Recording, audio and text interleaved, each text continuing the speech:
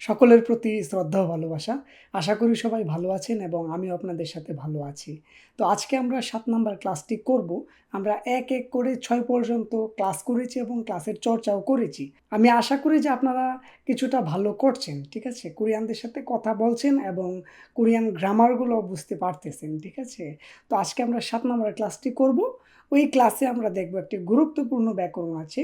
সেই ব্যাকরণটি এতটাই গুরুত্বপূর্ণ যে কোরিয়াতে এই ব্যাকরণটা ছাড়া আপনি মানে কথা বলার পরিপূর্ণতা পাবেন না, ঠিক আছে?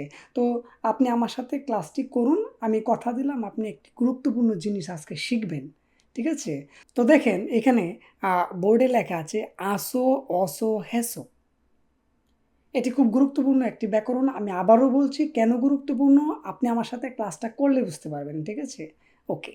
তো এই আসো, অসো ব্যাকরণটি আমরা আজকে শিখব। এটির কি অর্থ বহন করে? এটির অর্থ দুটি কাজ যখন সময়ের সাথে চলে অর্থে এই ব্যাকরণটি ব্যবহার হয়। দুটি কাজ যখন সময়ের সাথে চলে সেটি কখন কিভাবে চলে সেটা আমি বুঝিয়ে দেব, ঠিক আছে? তারপর দেখেন কারণ অর্থে এই ব্যাকরণটি ব্যবহার হয়। তারপর পদ্ধতি অর্থে এই ব্যাকরণটি ব্যবহার হয় এবং কথার শেষে এ, ও, রে অর্থে এই ব্যাকরণটি ব্যবহার হয়। দেখলেন আমরা এই ব্যাকরণটি কয়টা স্টেপে ব্যবহার করতে পারি আমরা? তো দেখেন দুটি কাজ যখন সময়ের সাথে চলে অর্থে এটা আমরা কিভাবে বুঝতে পারি? এই যে দেখেন এখানে উদাহরণ দেওয়া আছে সিজাঙে গাছো বাপ অথবা বগ মগজসয়। আমরা যারা এর অনুবাদ বুঝি না আমি বইলা দিতেছি আপনারা লেখা ফেলেন। সিজাঙে গাছো মানে সিজাঙে শব্দের অর্থ বাজারে, গাদা মানে যাওয়া, গাছও এখানে আমরা ব্যাকরণে ব্যবহার করেছি আমি বুঝিয়ে দেব। সিজাঙে গাছও বাজারে গিয়ে ভাত অথবা বার্গার মগজসই খেয়েছি, ঠিক আছে? তো দেখেন প্রথমে আপনি বাজারে গেলেন, তারপর আপনি ভাত অথবা বার্গার খাইলেন। এখানে দুটি কাজ হইল না? সময়টা কিন্তু একই। ধরেন আপনি আজকে অথবা ১ ঘন্টার মধ্যে আপনি বাজারও গেলেন, বাজারে গিয়ে আপনি বার্গার অথবা ভাত খাইলেন। তো আমরা কোন জায়গায় ব্যবহার করলাম? সিজাঙে গাছো বাজারে গিয়ে তারপর আমি যেটা করছি ওইটা, ঠিক আছে? তো এটাই বুঝাইলাম দুটি কাজ যখন সময়ের সাথে চলে অর্থে এই ব্যাকরণটি ব্যবহার হয়। তো আমরা ব্যাকরণটা ব্যবহার করলাম গাদায়ের জায়গায়। গাদায়ের জায়গায় আমরা ব্যাকরণটি ব্যবহার করলাম, ঠিক আছে? আমি স্টেপে স্টেপে বুঝিয়ে দেবো আপনি আমার সাথে থাকেন। তারপর কারণ অর্থে। এখন আপনাকে যদি প্রশ্ন করে হসপিটালে কেন গেছিলা? অবশ্যই আপনি ব্যথা পাওয়ার কারণে গেছেন। এই জিনিসটা এখানে বুঝাইছি। আপ্পাসও 병원에 갔어요। ব্যথা পাওয়ার কারণে আমি হাসপাতালে গিয়েছি। আপ্পাসো আফুদা মানে কি ব্যথা পাওয়া। এই আপ্পাসো এখানে আসু ব্যাকরণটি যোগ হয়েছে। কেন হয়েছে আমি বলে দিব, ঠিক আছে? 병원에 갔어요। আপ্পাসও 병원에 갔어요 মানে ব্যথা পাওয়ার কারণে হাসপাতালে গিয়েছি। ওকে। তারপর কি আছে? দেখেন পদ্ধতি অর্থে। এখন যদি আপনাকে প্রশ্ন করি তুমি এই মাছটা কিভাবে খাইবা? তুমি এই সবজিগুলা কিভাবে খাইবা? আপনি কি বলবেন? আমি রান্না করে খাবো।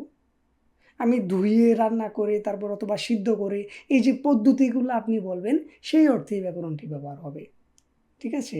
তো দেখেন ইউরি মানে ইউরি হাদা শব্দের অর্থ রান্না করা। ইউরি হেসো মগয় মানে রান্না করে খাই। তুমি কিভাবে খাও? তুমি কিভাবে খাইবা?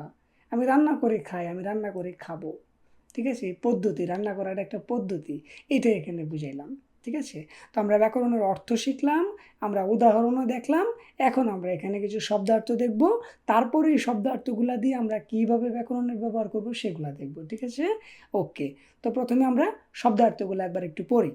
হইসা কোম্পানি, আজকে আমি ২ বার করে বলবো। হইসা কোম্পানি, জিপ বাড়ি, জিপ বাড়ি, সিদা বিশ্রাম নেওয়া, সিদা বিশ্রাম নেওয়া, কুংবহাদা পড়াশোনা করা, কুংবহাদা পড়াশোনা করা, শিকদাং রেস্টুরেন্ট, শিকদাং রেস্টুরেন্ট, মাসিত্তা স্বাদ আছে, মাসিত্তা স্বাদ আছে, জেমিত্তা আনন্দ আছে, জেমিত্তা আনন্দ আছে, নমু খুব, নমু খুব, ছুবদা ঠান্ডা, ছুবদা ঠান্ডা, হানুল আকাশ, হানুল আকাশ, হিরিদা মেঘলা, হিরিদা মেঘলা, বি বৃষ্টি, বি বৃষ্টি, উসান ছাতা,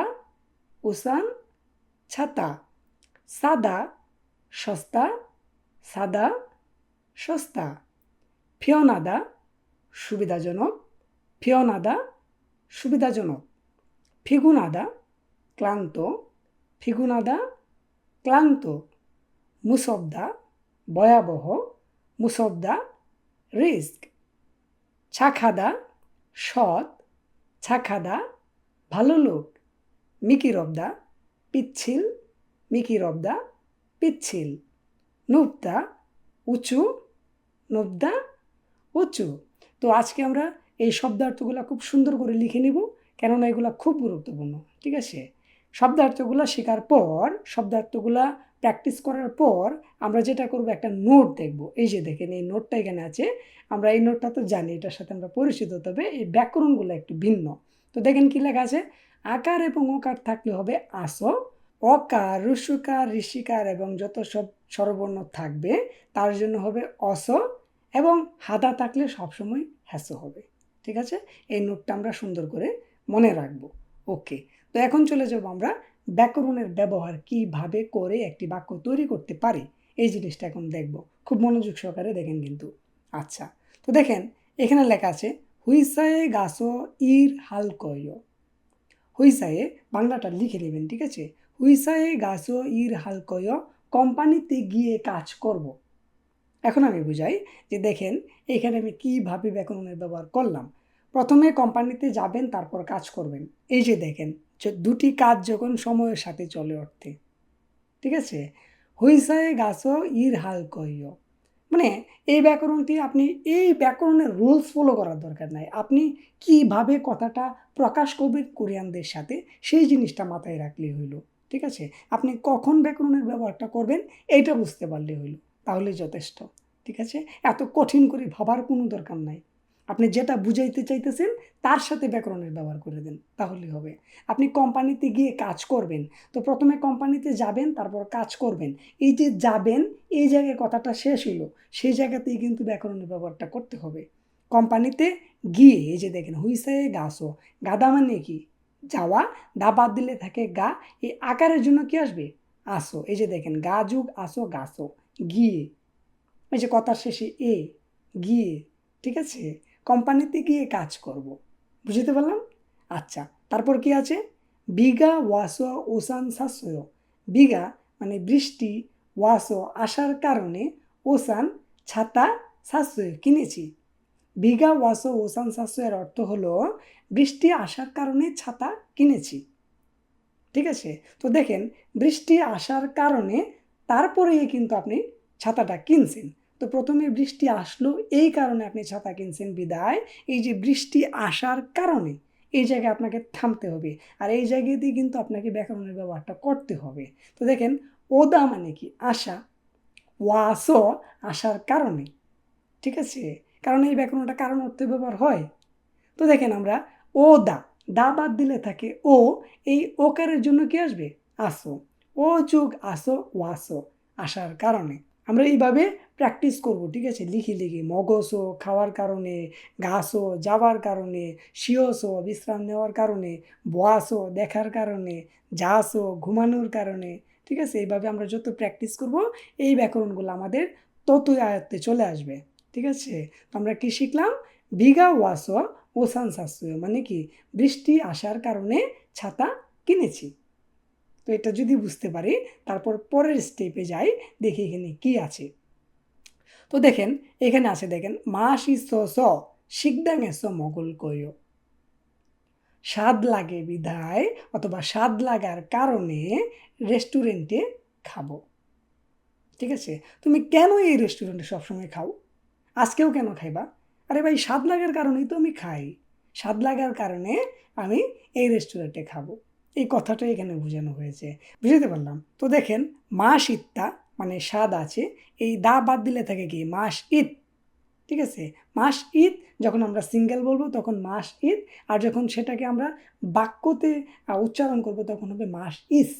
ঠিক আছে? তো দেখেন মাসিত্তা মানে স্বাদ আছে, দা বাদ দিলে দেখে মাস ঈদ, তার জন্য কি আসবে? অস। কেন আসবে? এই যে ঋষিকারের জন্য, দা বাদ দিলে থাকে ঋষিকার, এই ঋষিকারের জন্য আসবে অস। তাহলে কি দাঁড়াচ্ছে? মাস ইস যোগ অস, মাস ইস অস, মানে স্বাদ লাগার কারণে। ঠিক আছে? তো দেখেন স্বাদ লাগার কারণে আমি রেস্টুরেন্টে খাবো, বুঝতে পারলাম। তো এইভাবে আপনি চর্চা করবেন। এইভাবে যদি আপনি চর্চা করেন তাহলে ব্যাকরণটা সহজে আপনার আয়ত্তে চলে আসবে। আর যখন আয়ত্তে চলে আসবে, বেশি বেশি প্র্যাকটিস করতে করতে করতে করতে কোরিয়ানদের সাথে কথা বলতে বলতে বলতে বলতে আমাদের দেখবেন যে সুন্দরভাবে সেটা আয়ত্তে চলে আসছে এবং আমরা অনর্গল কথা বলতে পারতেছি। ঠিক আছে? তো প্র্যাকটিস আপনাকে করতে হবে। আগামী ক্লাসে আমরা এগুলোর প্র্যাকটিস করব, এবং এই প্র্যাকটিসে মানে আগামী ক্লাসে আমরা সুন্দর করে বাক্যর মধ্যে কীভাবে ব্যবহার করেছি, কীভাবে কথা বলতে পারি, এইগুলো সম্পর্কে একদম ক্লিয়ার হয়ে যাবে। ঠিক আছে? তো দীপু ভাই আপনাকে সহজভাবে শেখানোর চেষ্টা করে, আশা করি যে দীপু ভাই কিছুটা হলেও পারে আপনাকে সহজভাবে শেখাতে। ঠিক আছে? তো এই হলো কথা। আজকে আমরা এই পর্যন্তই, ভালো থাকি। আগামী ক্লাসে আবারও দেখা হবে। সেই পর্যন্ত সবাই সুস্থ থাকুন, ভালো থাকুন। আর সবাইকে অসংখ্য ধন্যবাদ এতক্ষণ দীপু ভাইয়ের সাথে থেকে সুন্দর একটি ক্লাস করার জন্য।